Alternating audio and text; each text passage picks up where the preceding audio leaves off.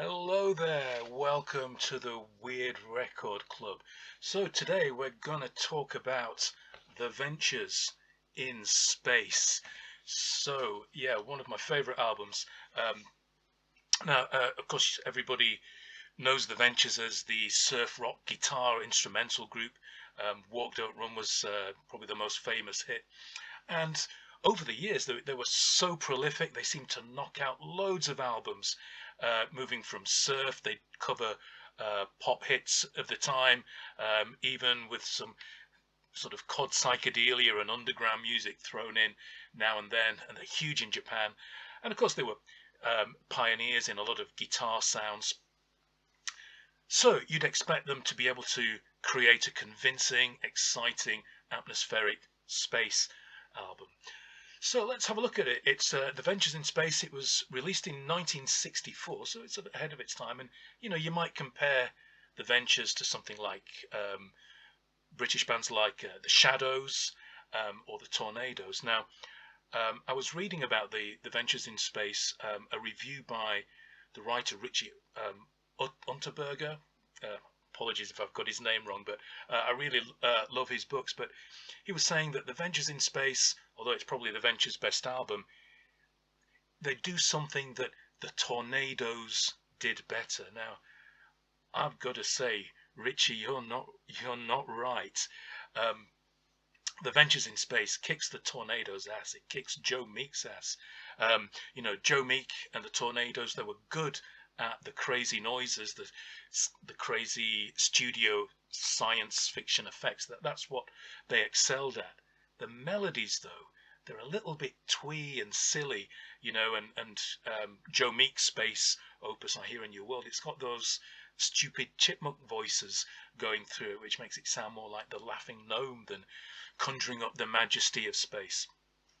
So, I came across this album many years ago. Had a slightly different cover to this reissue, but fell in love with it instantly. Now, although it's The Ventures in Space, about half the songs are more concerned with horror. You get some creaking sound effects like coffins opening and screams. And what this album does, just through guitar instrumentals, it conjures up a real feeling of unease, as well as the sort of the more spacey ones. So what we get here, we get a couple of famous songs. Out of Limits is a famous surf tune, and that starts it off very atmospheric. You a couple of these tracks are very Meek-like, sound a bit Tornadoes-ish. Maybe Moonchild is one, and Love Goddess of Venus is another. But the way that the Ventures conjure up the sound of space is very different from the way Joe Meek and the Tornadoes did it. If I show you the back cover of the album here, it says at the top here, all of the unusual and otherworldly sounds have been created with musical instruments rather than electronic gimmicks. And so that means there are things like slide guitar, giving it that floaty, ethereal feel at times. Sometimes there's throbbing tremolo bass, and other sort of guitar effects. Also, percussion is used really well. Spooky, atmospheric percussion runs through it all the time. And the melodies sound cool. They sound quite often like surf instrumentals. So, Out of Limits is one of the more famous ones. So is, of course, the Twilight Zone. The Twilight Zone finishes off the album.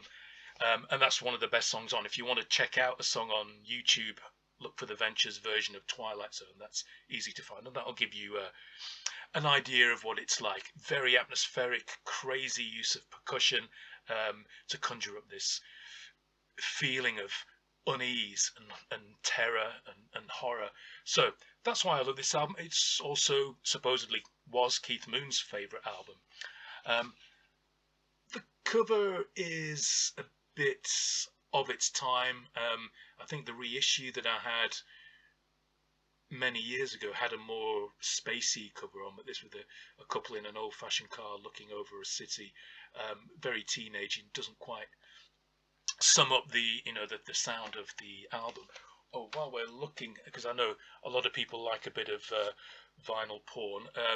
That's the colour, a lovely clear vinyl of the reissue that I got here. Now, um, I would say that one thing that's really important, reason why this album's important to me, is when I got married, and you had to choose a piece of music for the ceremony in the registry office, I chose the Twilight Zone by the Ventures. So I'll never forget their faces, all those gathered there, and when they pressed play, and suddenly out the speakers it came, and then all these crazy percussion sound effects. So thank you, Ventures, for the Twilight Zone, and thank you, Ventures, for this wonderful album. Now they never really reached these heights again. It was ahead of its time in 1964. Some of it sounds, a little bit proto-psychedelic in the guitar sounds. Even when they went on to produce so-called psychedelic albums like that one there, Super Psychedelics, they don't quite manage it.